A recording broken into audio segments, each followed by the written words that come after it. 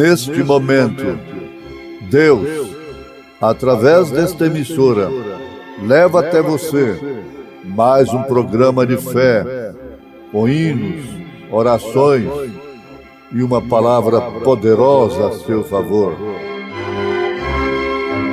Fé para vencer o mundo. Somente crer, somente crer, tudo é possível, somente crer, somente crer, somente crer, tudo é possível, somente crer.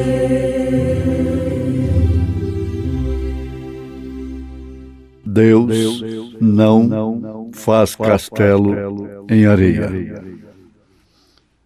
E vi um novo céu e uma nova terra, porque já o primeiro céu e a primeira terra passaram, e o mar já não existe. E eu, João, vi a santa cidade, a nova Jerusalém, que de Deus descia do céu, adereçada como uma esposa ataviada para o seu marido.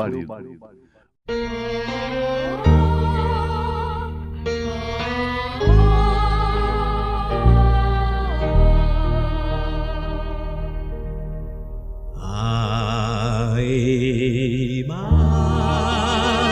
de Deus se nos fez por amar, para a glória divina ao mundo mostrar. Mas o homem falhou e de Deus se afastou, sem ao menos prever o que iria perder da eternidade, pois Deus planejou a redenção da cruz ao pecado.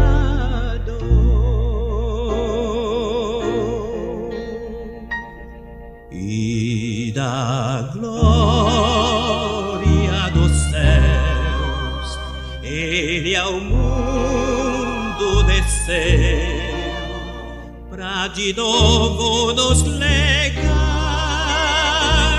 a imagem de Deus.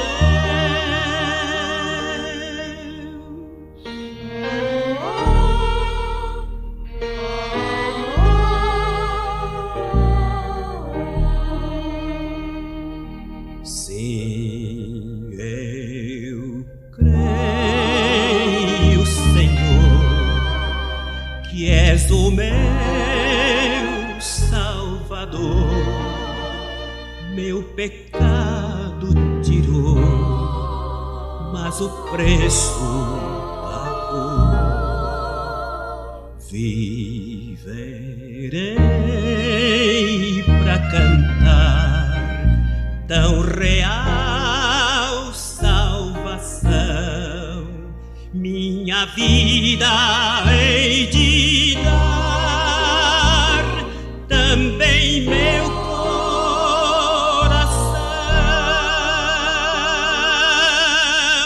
Nunca compreenderei tão grande amor que o seu filho deu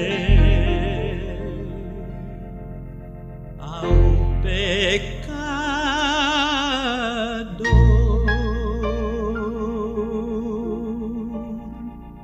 A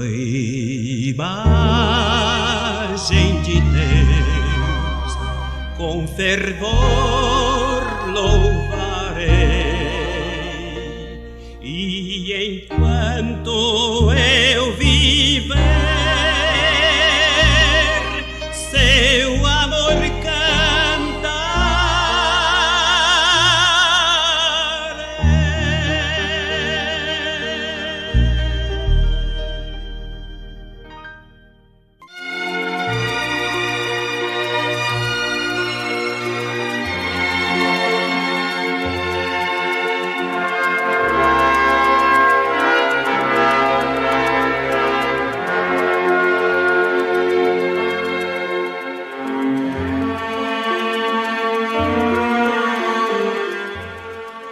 Deus não faz castelos em areias.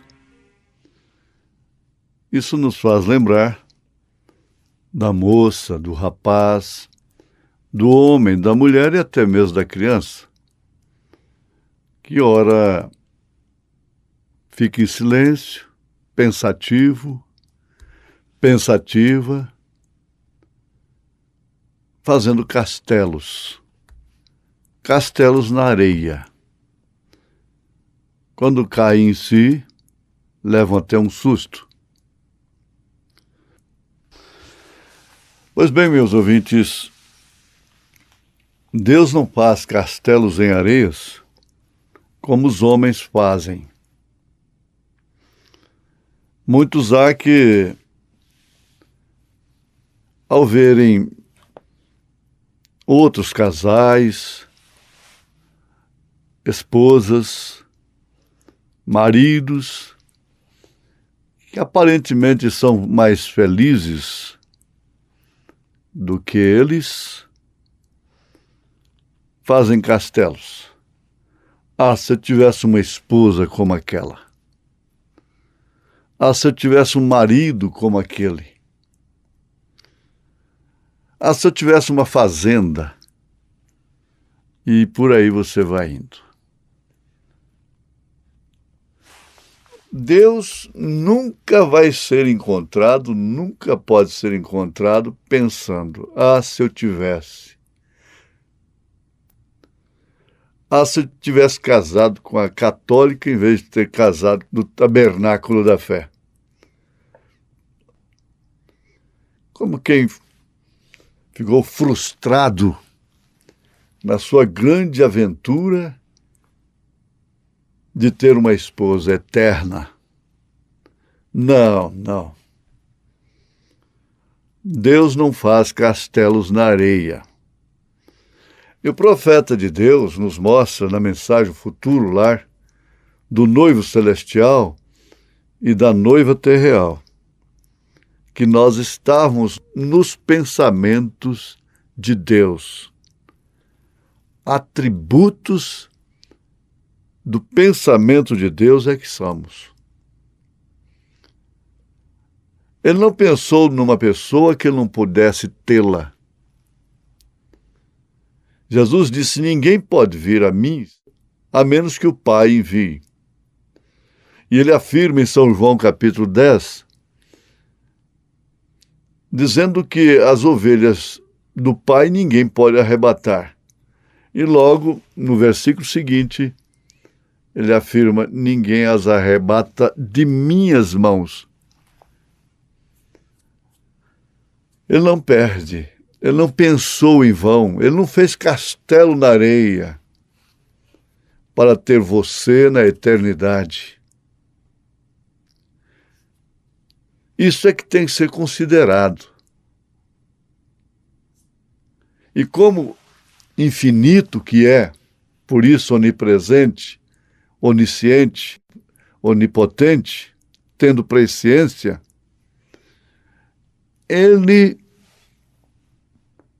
colocou seu nome no livro da vida do Cordeiro desde antes da fundação do mundo. Deus não pode te perder. Isso seria um fracasso de sua parte. Ele não pode te perder. Guarde isto. Ele pode até te recolher, tirar da terra antes do tempo, mas te perder não. Isto falando da alma. Isso falando do ser, que é um atributo do pensamento de Deus, porque, afinal de contas, ele não faz castelo em areias. Temos o quadro do ministério pessoal de Jesus na terra. Ele nasceu como filho de Deus, morreu como filho de Deus, ressuscitou como o Filho de Deus, sendo o próprio Deus.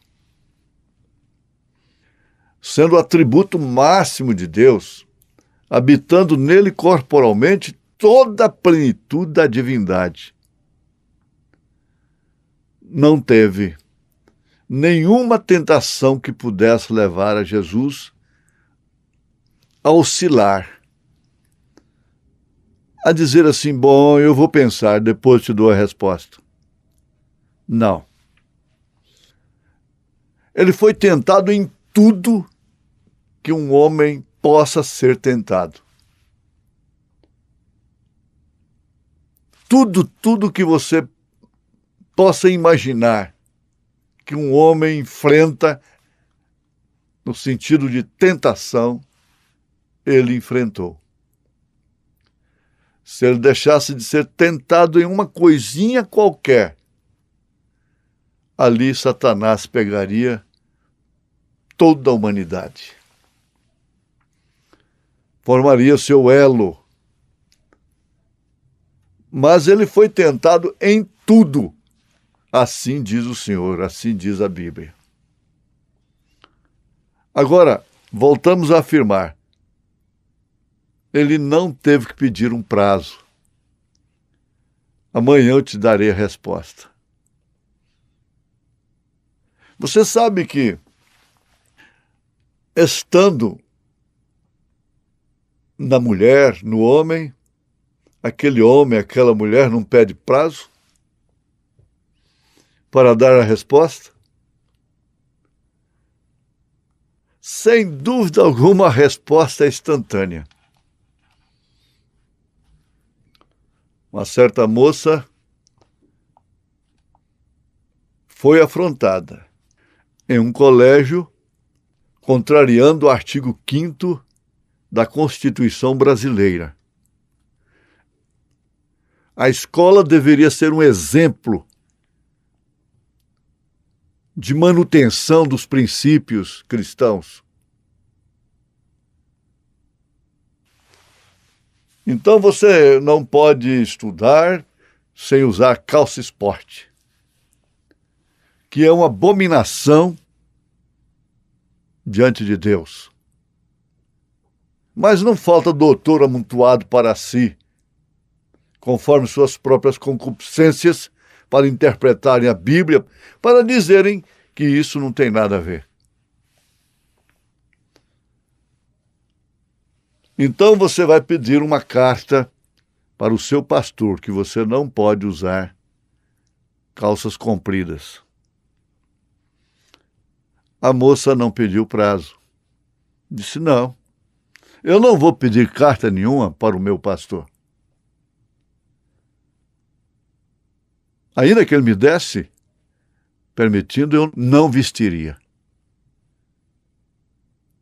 É o que elas deveriam fazer. Se o povo quiser, você sabe, essas aberrações não poderiam acontecer se quisesse. Mas ela, como tantas outras, não titubeou, não pediu prazo. E foi o que Eva deu para a serpente. Foi prazo e prazo e mais prazo, e amanhã de novo, e não sabemos quantos anos, quantos séculos aquilo operou, até que aconteceu. Voltamos a afirmar, Deus não faz castelos em areias. Você não é um castelo feito em areia. Se você foi um castelo feito por aquele rapaz na areia,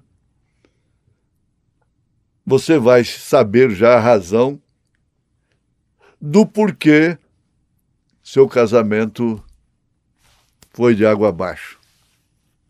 E você também fez do casamento uma fantasia. Do amor, uma fantasia. E tudo isso deu no que tem dado e vai dar. Agora, indo para as Escrituras, a palavra de Deus, a Bíblia Sagrada, Jesus, no seu ministério pessoal aqui na terra, não foi reconhecido definitivamente por aqueles que não eram atributos do pensamento de Deus. Agora, você já pensou um pensamento de Deus sujo como Maria Madalena? Sujo como a samaritana? Sujo como o ladrão crucificado ao lado direito, arrependido? Sujo como Pedro, como João, como qualquer ser humano? E logo ser um atributo do pensamento de Deus? Logo estar entre aqueles que estariam no cenáculo, sendo cheios do Espírito Santo, sendo cheios do próprio Deus. Oh, meu Deus! Às vezes eu me procuro onde é que eu estou. Onde estou parado? Que pessoa me convinha ser em santo trato e piedade? Se você analisar isto da forma que isto é, você vai sentir vergonha. Você vai ficar envergonhada, envergonhado de, apesar de suas mazelas, você ser um pensamento de Deus, pensamento sujo? Não, pensamento limpo, lavado e redimido no sangue de Jesus Cristo. Isso é tremendo. Agora, ele está ali dizendo, eu como Deus me enganei a respeito dele, a respeito dela. Não esperava isso dele, não esperava isso dela. Como ficam os caquejaradores da vida quando ficam sabendo de tal e tal coisa, expressando as suas naturezas. Ora, você encontra em si próprio um rastro, um sinal que você é um pensamento de Deus. Vamos, tenha coragem. Entre véu adentro dos fatos e da realidade. Pense no que é um altar e tenha coragem, ousadia. Hebreus capítulo 10. Tenha coragem, ousadia para entrar. E você vai constatar que apesar de tudo que te envergonha, você é um atributo do pensamento de Deus. Foi isso que salvou uma pobre mulher já de idade num bar, suando ali entre homens, fumando, bebendo. O profeta de Deus teve que entrar ali buscando alguma coisa para comer. E quando ele viu aquele quadro, ele pensou, por que Deus não varre uma peste desta do mundo? Que será da minha filha, do meu filho, das minhas filhas? Que quadro horrendo!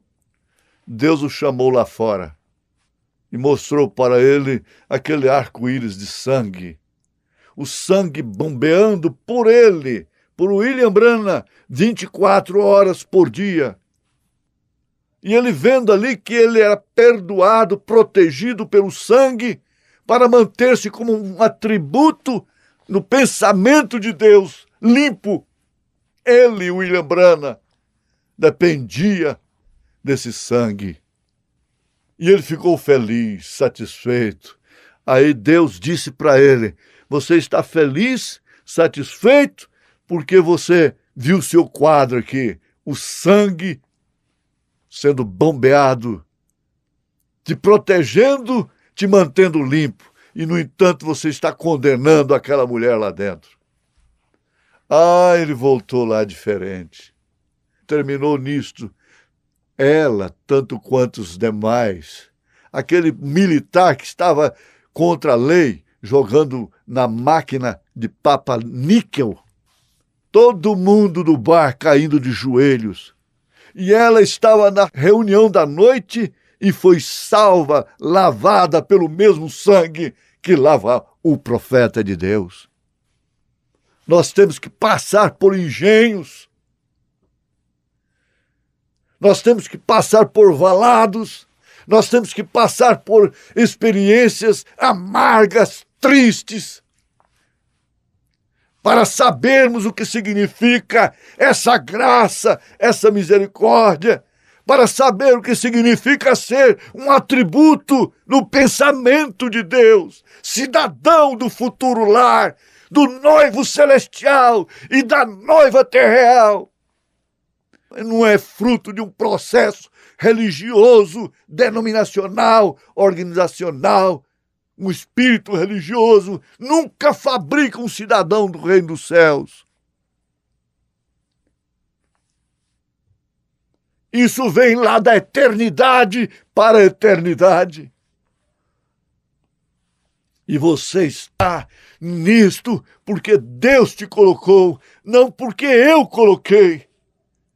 Em nome de Jesus Cristo, tenha essa saúde, esta vida, este vigor em sua alma. E proclame: eu sou um atributo do pensamento de Deus. Amém.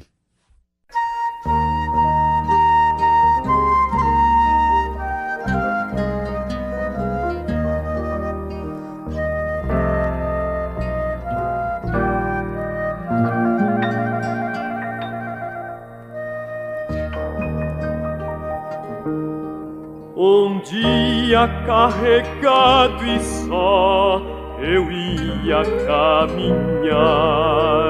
gemia sob um peso e dor, sem ter a quem falar. Sentia os pés cansados e a força me faltou. Então do mestre a voz me confortou. Meus pés senti cansados na via para a cruz. Conheço as tuas dores, levei-a sobre a cruz. Não temas, sou contigo, é grande o meu amor. Ó, toma tua cruz e segue-me. As velhas redes eu deixei, Jesus, pra te seguir. Meu peito se inflamou de amor, saí pra te servir. Eu quis ganhar-te as almas, reveses encontrei. Fraquejo, amado mestre, o que farei? Deixei levar na glória, ao mundo vim por ti, pra te levar a glória, a cruz sofri por ti. Não temas, sou contigo, meu nome é Salvador. Oh, toma tua cruz e segue-me. Eu sinto alento, ó meu Senhor, ouvindo teu falar. Queria fazer tanto aqui, Jesus, pra te agradar, mas vejo em mim fraquezas, não vejo em mim poder. Ouvi o amado mestre então dizer: se um copo d'água apenas as mãos te confiei, um copo d'água apenas, não mais te pedirei. Somente na fraqueza se opera o meu poder. Na tua força, ó mestre, eu seguirei.